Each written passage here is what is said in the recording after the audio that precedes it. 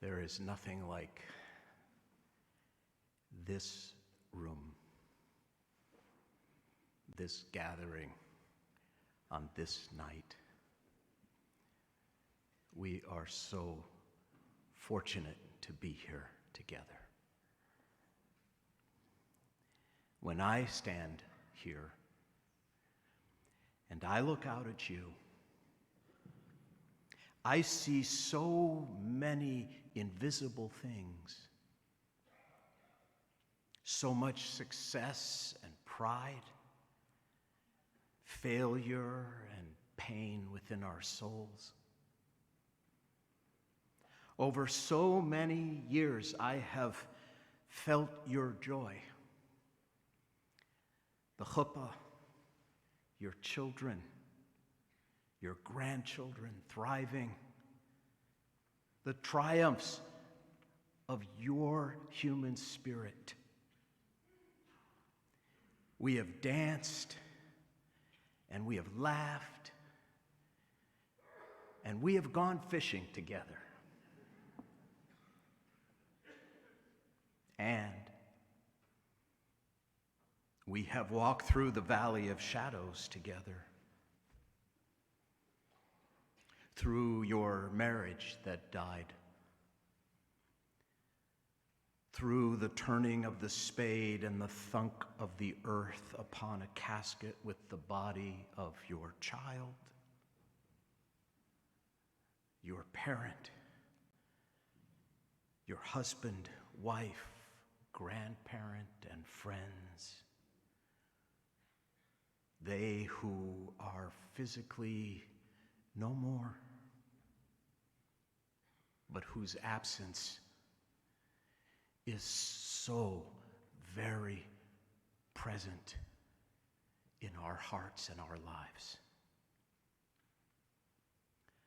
especially on nights like tonight. I see the scars from the surgeries you have endured. I feel some measure of the anxiety you carry. And I have been honest with you about my own joys and wins, my own demons and disappointments, my scars, my sometimes broken heart and body. I have trusted you to know and to see that I laugh hard and I hurt very deeply too sometimes. I have done this not only to be seen by you, but to assure you that I really do see you. And I really do understand.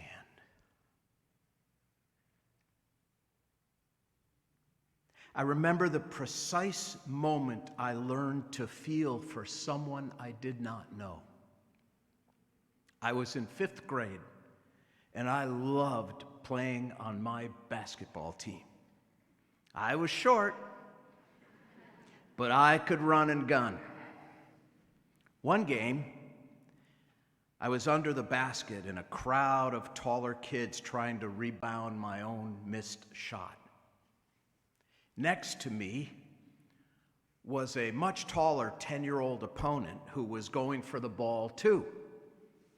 When he and I were both on our way up to grab the rebound, I decided to elbow him hard in the ribs. I knew the ref couldn't see me. I had never played dirty before, but somehow I thought it was okay to try. I will never forget the grimace of pain on that boy's face after I hit him. Holding his side, fighting back tears, he gasped for air and walked slowly away from me. in that moment, that boy became a real person to me. A boy holding back tears and in pain.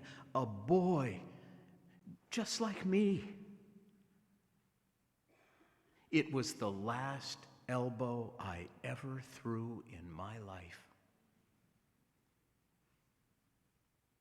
You shall not oppress a stranger, for you know the heart of a stranger.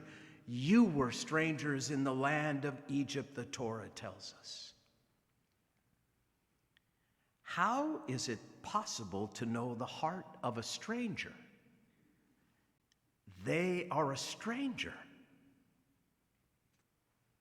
But are they really? Are they really any different than we? There is actually a very simple way to know and understand the heart of another. If we can pause for a moment, just a moment without judgment, we really can know the heart of another because their heart is as wounded and full and complicated as our own. Tonight, God is not judging us for our human mistakes and shortcomings. For sins between people and God, Yom Kippur atones, the prayer book reminds us. In fact, within the first few pages of our service, right after Cantor Gurney sang Kol Nidrei, the sages quote God saying, Salachti ki dvarecha, you said you are sorry, I forgive you. As far as the rabbis were concerned, we are already done with God's forgiveness tonight. The al-Chetz, they're almost all horizontal. The things we do not to God but to each other, the things that fracture our families and our friendships and the world. Harsh words, lying, cheating, gossiping, deceiving, bullying, breaking hearts and promises. And so many of those al-Chetz never would have happened in the first place if we could see ourselves, our feelings, our flesh, our hurt, our soul, our yearnings are no different than those of the person we have hurt or who has hurt us. If you prick us, we all bleed. But so many times we pretend otherwise as we pierce the skin of others in sharp and painful ways. Rabbi Moshe Leib used to tell his Hasidim that he learned what it means to love from two Russian peasants. Once he came into an inn where two thoroughly drunk Russian peasants were sitting at a table, draining the last drops from a bottle of really strong Ukrainian vodka. One of them, in a drunken slur, yelled to his friend, "Igor, do you love me?" Somewhat surprised by the question, Igor answered, "Of course, Ivan, of course I love you." No, insisted Ivan, "do you really love me?" Igor, now feeling a little cornered, assured him, "What do you think? I don't love you? Of course I love you. You are my best friend, Ivan." "Oh, yes," countered Ivan. "If you really loved me, then why don't you know what hurts me and the pain in my heart?" There is no precise Hebrew word for empathy. Most Israelis simply say empatia. But the Torah describes it perfectly when it commands us to cut away the thickening of our heart. If we cannot remove the thick wall of othering from our own hearts, we cannot feel for others. We will live existentially alone in the most painful darkness. This is why it is so often true that when people feel the world has turned its back on them, it is far more likely that they have turned their back on the world. But it doesn't have to be that way. The Talmud puts it this way. Haya Rabbi Meir Omer, Gedolat tshuva shebishvil yachid she'asa tshuva, mochalin lachol ha'olam kulo. Rabbi Meir would say, great is repentance because the entire world is forgiven on account of one single individual who repents. Shene'emar arpa mishuvatam ohavem nedava ki shav api mimenu. As it is stated, I will heal their backsliding. I will love them freely, for my anger has turned away from him. Mehem lo ne'emar ela mimenu. It does not say from them, from all of the sinners, but from him. From that one single person. Because he repented, everyone will be healed. In other words, when you recognize the humanity in the other whom you have harmed, when you see him in pain, when you see her in pain, when you cut away the thickening of your heart by imagining that pain is your pain, that you and that other person are one, that is when you are closest to God. That is when the healing begins and travels far into the world. When you have come to me to sit on what so many of you know I call my couch of tears, and you confess some painful, embarrassing, foolish sin, before I respond to you, I ask myself, where is that same sin in me? Where is that narcissism, that coveting, that deception, that pettiness, that pain in me? Before you judge another, ask yourself, are you so perfect? Have you never slammed a door in anger? Have you never wounded with words? Are you without pettiness or selfishness, immorality or contempt? Ask yourself these questions and tell the truth. That is the way to remove the thickening around your heart. We're all essentially good people here, but rarely a day, rarely a minute goes by when we don't have to decide who we really are. This year, will we be more kind? Will we remember Torah more often, that sacred book that is our moral imperative to care about others? Will we care about the stranger because we were strangers so often and for so long? Will we be kind to the widow, the orphan, the ill and the elderly, the poor and the lost. Because we sometimes feel powerless, because we feel pain, because we want to matter, can we find the empathy to feel and to know that others we are attempting to objectify, they hurt like we hurt, and they matter as we want to matter? That stranger sleeping in a tent tonight,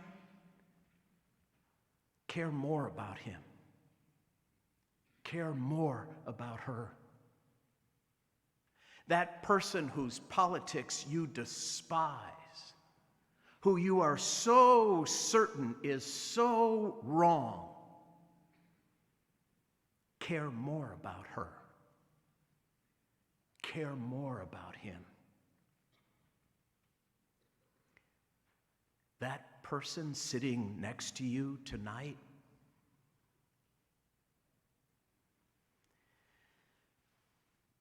that person is in pain. A pain as deep as your own. No matter how much you already care more about him. Care more about her.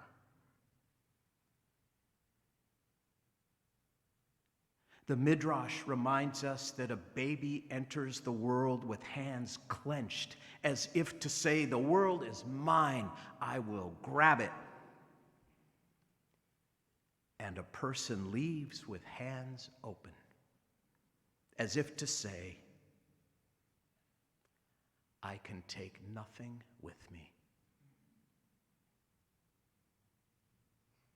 That we take nothing with us means one of two things.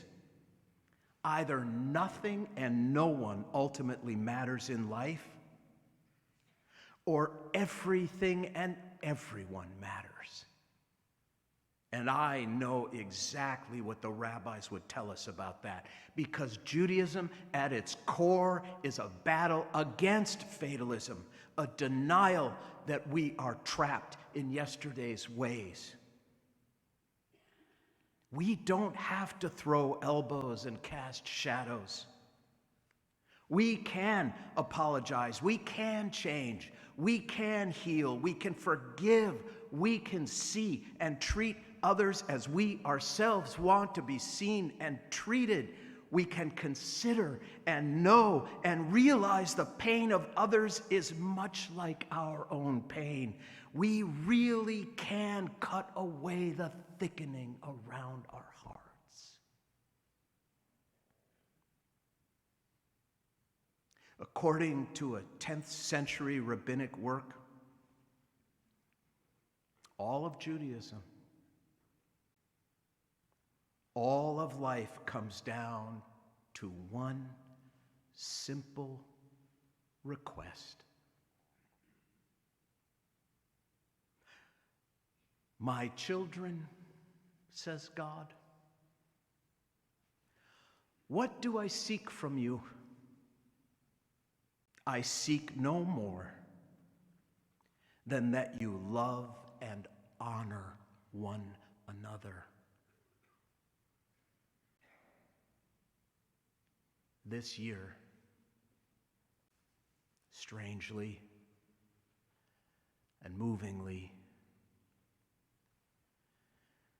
my father's secular yahrzeit was on Erev Rosh Hashanah,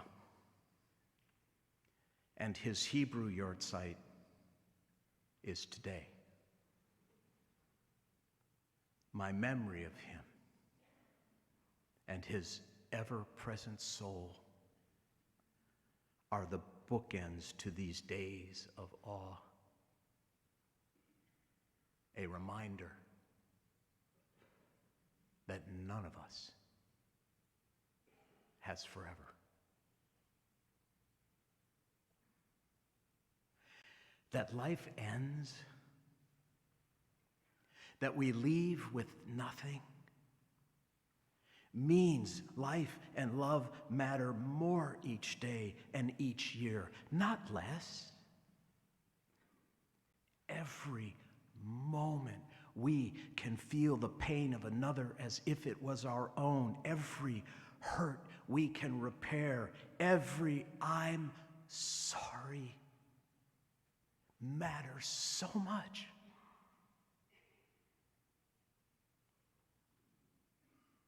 This is my final Kol Nidrei sermon as your senior rabbi. After all of my study, all that I have gleaned from the sages of Torah and Talmud, and all that I have learned from so many of you over 37 years on my couch of tears, all of that is within me, and I have chosen this to share with you above all else. There is no greater truth.